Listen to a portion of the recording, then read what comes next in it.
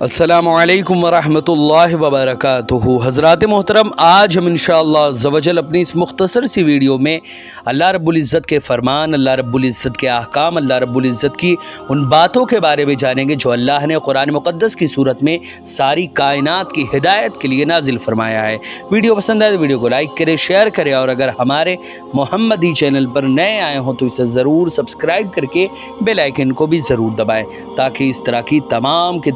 Informative videos आप तक ज़रूर पहुँचे। हज़रात मोहतरम, इससे पहले भी हमने पहले पारे से लेकर 7 पारा तक और ये 8वां पारा चल रहा है, इन सभी के ट्रांसलेशन और एक्सप्लेनेशन हमने वाज़े लफ्ज़ों में अपने प्रोग्राम दर्स कुरान में बयान फरमाया, और वो पूरा का पूरा प्रोग्राम हमारे इसी मोहम्मदी चैनल पर इस प्ले लिस्ट में एक एक पारा करके मौजूद है। आप जाएं, ख़ुद भी उन वीडियोस को देखें, अपने दोस्तों अहबाब और रिश्तेदारों को भी ज़रूर शेयर करें। हज़रात मोहतरम, अल्लाह रब्बुल इज़्ज़त ने कुरान मुक़द्दस में वाज़े लफ्ज़ों में इरशाद फरमाया,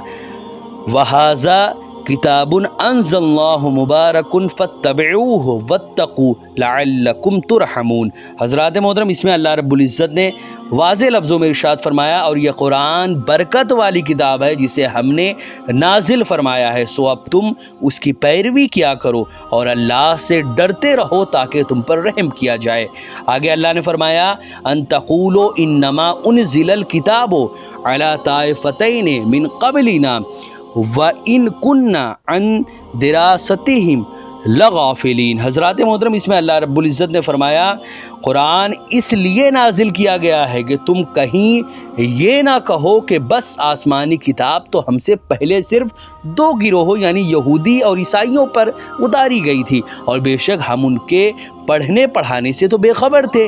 औ तक़ूलो लौ अन्ना उन्ज़िला अलैनल किताबु लकुन्ना अहदा मिनहुम फ़क़द जाअकुम बय्यिनतुम मिर रब्बिकुम व हुदन व रहमा फ़मन अज़लमु मिम्मन कज़्ज़बा बिआयातिल्लाहि व सदफ़ा अन्हा सनजज़िल लज़ीना यज़दिफ़ूना अन आयातिना सूअल अज़ाब बिमा कानू यज़दिफ़ून। हज़रात मोहतरम, इसमें अल्लाह ने फरमाया, या ये ना तुम कहो कि अगर हम पर किताब उतारी जाती तो हम यकीनन उनसे ज़्यादा हिदायत याफ्ता होते, सो अब तुम्हारे रब की तरफ तुम्हारे पास वाज़े दलील और हिदायत और रहमत आ चुकी है।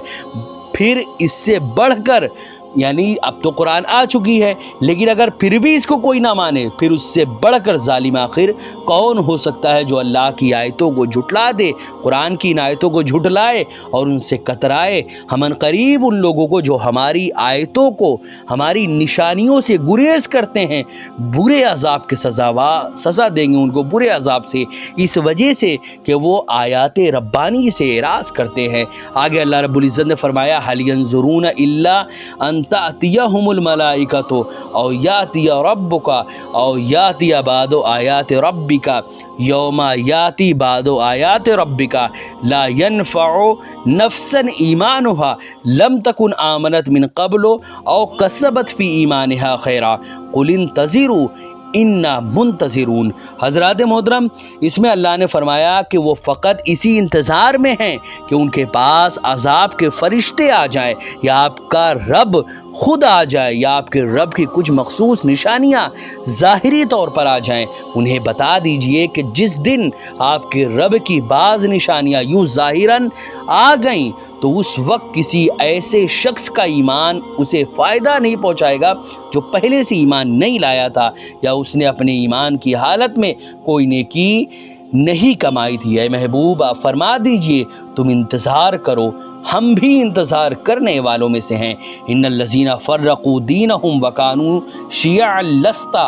मिनहुम फ़ी शैइन इन्नमा अमरुहुम इलल्लाहि सुम्मा युनब्बिउहुम बिमा कानू यफ़अलून। हज़रात मोहतरम, इसमें अल्लाह ने फरमाया, बेशक जिन लोगों ने जुदा जुदा राहें निकाल कर अपने दीन को पारा पारा कर दिया, टुकड़े टुकड़े कर दिया, और वो मुख्तलिफ फ़िरक़ों में बढ़ गए, आप किसी चीज़ में उनके ताल्लुक़दार और ज़िम्मेदार नहीं हैं, बस उनका मामला अल्लाह ही के हवाले है। फिर वो उन्हें उन कामों से आगाह फरमा देगा جو وہ اس دنیا میں کیا کرتے تھے۔ آگے اللہ نے فرمایا من جاء بالحسنۃ فلہ عشر امثالھا ومن جاء بالسیئۃ فلا یجزی الا مثلھا وہم لا یظلمون۔ حضرات محترم، اس میں اللہ رب العزت نے واضح لفظوں میں اس کے ترجمے میں یہ فرمایا کہ جو کوئی ایک نیکی لائے گا تو اس کے لیے بطور اجر اس جیسی 10 نیکیاں ہیں، اور جو کوئی ایک گناہ لائے گا تو اس کو اس جیسے ایک گناہ کے سوا سزا، یعنی ایک گناہ کے سوا سزا نہیں دی جائے گی اور وہ ظلم نہیں کیے جائیں گے۔ قل اننی ہدانی ربی الی صراط مستقیم دینا قیاما ملۃ ابراہیم حنیفا وما کان من المشرکین۔ اے محمد عربی آپ فرما دیجئے بے شک مجھے میرے رب نے سیدھے راستے کی جانب ہدایت فرمائی ہے، یہ مضبوط دین کی راہ ہے اور یہی اللہ کی طرف یکسو اور ہر باطل سے جدا ابراہیم کی ملت ہے اور مشرکوں میں سے وہ نہیں تھے۔ قل انا صلاتی و نسکی و محیای و مماتی للہ رب العالمین۔ اے محمد عربی آپ فرما دیجئے بے شک میری نماز، میرا حج اور میری قربانی سمیت تمام کی تمام عبادتیں، تمام کی تمام بندگی، میری زندگی اور میری موت، یہ سب کا سب صرف اور صرف اللہ کے لیے ہے جو تمام کے تمام جہانوں کا رب ہے، لا شریک لہ وبذالک امرت وانا اول المسلمین، اس کا کوئی شریک نہیں اور اسی کا مجھے حکم دیا گیا ہے اور میں جمیع مخلوقات میں سب سے پہلا مسلمان ہوں۔ قل اغیر اللہ ابغی ربا وہم رب کل شیء ولا تکسب کل نفس الا علیہا ولا تزر وازرۃ وزر اخری ثم الی ربکم مرجعکم فینبئکم بما کنتم فیہ تختلفون۔ اے محبوب آپ فرما دیجئے کیا میں اللہ کے سوا کوئی دوسرا رب تلاش کروں؟ حالانکہ وہی ہر شے کا پروردگار ہے اور ہر شخص جو بھی گناہ کرتا ہے اس کا وبال اسی پر ہوتا ہے، اور کوئی بوجھ اٹھانے والا قیامت کے دن کسی بھی دوسرے کا بوجھ نہیں اٹھائے گا۔ پھر تمہیں اپنے رب ہی کی طرف لوٹنا ہے، پھر وہ تمہیں ان باتوں کی حقیقت سے آگاہ کرے گا، تمہیں بتائے گا کہ تم دنیا میں کیا کیا کرتے تھے، ان باتوں کے بارے میں تمہیں فرمائے گا جن میں تم اختلاف کیا کرتے تھے۔ آگے اللہ رب العزت نے واضح لفظوں میں ارشاد فرمایا وَهُوَ الَّذِي جَعَلَكُمْ خَلَائِفَ الْأَرْضِ وَرَفَعَ بَعْضَكُمْ فَوْقَ بَعْضٍ دَرَجَاتٍ لِيَبْلُوَكُمْ فِي مَا آتَاكُمْ إِنَّ رَبَّكَ سَرِيعُ الْعِقَابِ وَإِنَّهُ لَغَفُورٌ رَحِيمٌ۔ حضرات محترم، اس میں اللہ رب العزت نے واضح لفظوں میں ارشاد فرمایا اور وہی ہے جس نے تم کو زمین میں نائب بنایا اور تم میں سے بعض کو بعض پر درجات میں بلند کیا تاکہ وہ ان چیزوں میں تمہیں آزمائے جو اس نے تمہیں امانتاً عطا کر رکھی ہے۔ بے شک آپ کا رب عذاب کے حقداروں کو جلد سزا دینے والا ہے اور بے شک وہ مغفرت کے امیدواروں کو بڑا بخشنے والا اور بے حد رحم فرمانے والا ہے۔ حضرات محترم، سورہ انعام آج باضابطہ مکمل ہو چکی ہے۔ اب انشاءاللہ عز و جل ہم نیکسٹ ایپیسوڈ سے سورہ اعراف کے بارے میں جانیں گے کہ آخر اللہ رب العزت نے سورہ اعراف جو کہ ایک مکی سورت ہے، اس میں اللہ رب العزت نے آخر ہم سے کون کون سی باتیں بیان فرمائی، کون کون سے احکام ہم پر نازل فرمائے۔ حضرات محترم، یہ قرآن جس کا ترجمہ ابھی ہم نے جانا، اب ہم انشاءاللہ عز و جل اس کے ایکسپلینیشن اور اس کی تشریح کے بارے میں جانیں گے کہ آخر اللہ رب العزت نے ان آیتوں کے بارے میں ہم سے کیا فرمایا ہے۔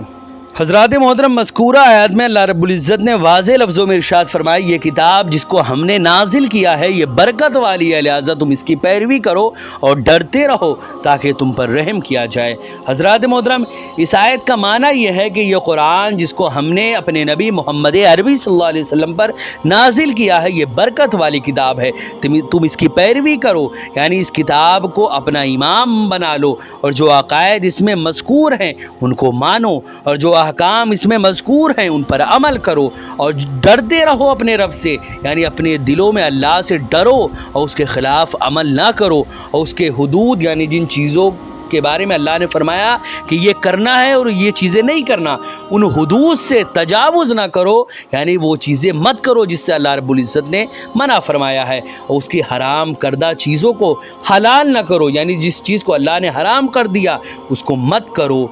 اور رویہ بیان کرتے ہیں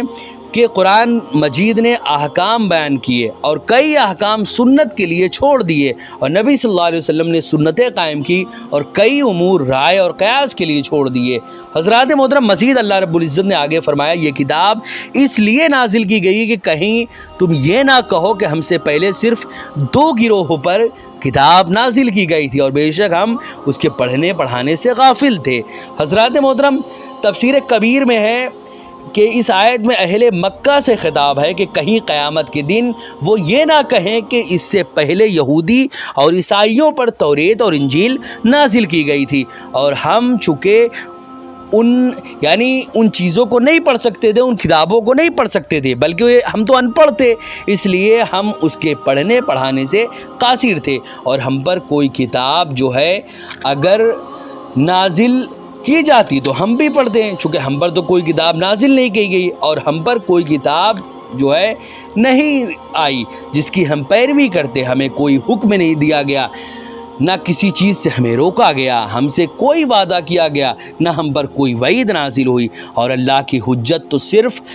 ان 2 گروہوں پر قائم ہوئی جو ہم سے پہلے تھے، جن پر توریت اور انجیل نازل ہوئی۔ اللہ رب العزت نے فرمایا یا تم کہیں یہ نہ کہو کہ اگر ہم پر بھی کتاب نازل کی جاتی تو ہم ان سے زیادہ ہدایت یافتہ ہوتے،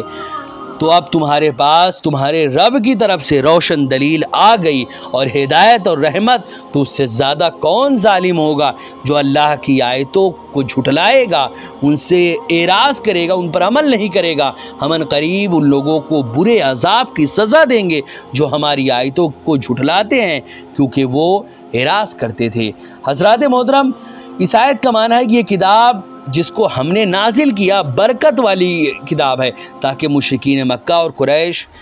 قیامت کے دن یہ نہ کہیں کہ ہم سے پہلے یہودی اور